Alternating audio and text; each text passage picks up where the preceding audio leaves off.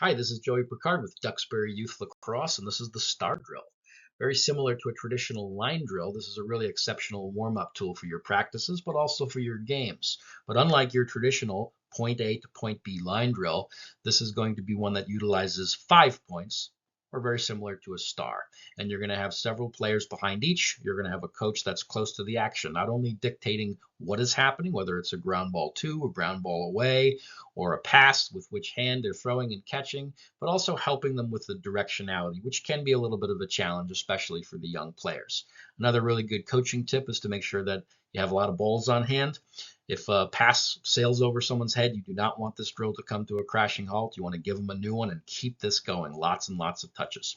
So essentially what they're going to do is they're going to feed their teammate, just like they would in a traditional line drill, and follow that pass or ground ball, but they're going to skip over a cone. So they're going to go right here from cone 1 down to their teammate on cone 3, who's going to come over and throw it to this teammate on cone 5, back across over to team 2, to cone 2, back down to cone 4. This is what a coach is helping them with, and then resetting back at the top with cone 1. And they're going to keep this going for a good solid 5-6 minutes, getting lots and lots of skills, ground balls, passes, catching, etc. It is a challenge sometimes for the kids to know where the ball's coming from and where they should be going, which is why we help them with that. But something good to tell them is that the direction never changes. They should pay attention to the kid right in front of them and follow along their path, where they caught it, where they threw it. And you can get lots and lots of reps with this.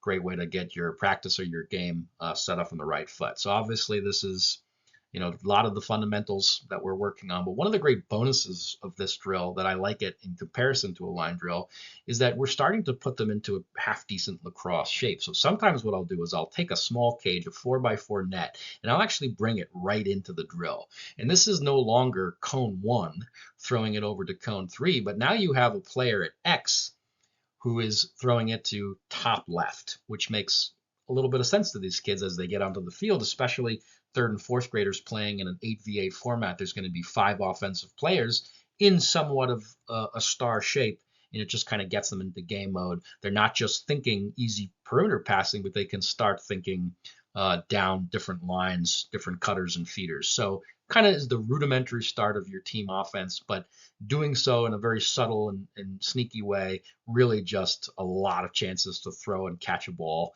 before a great practice or a great game.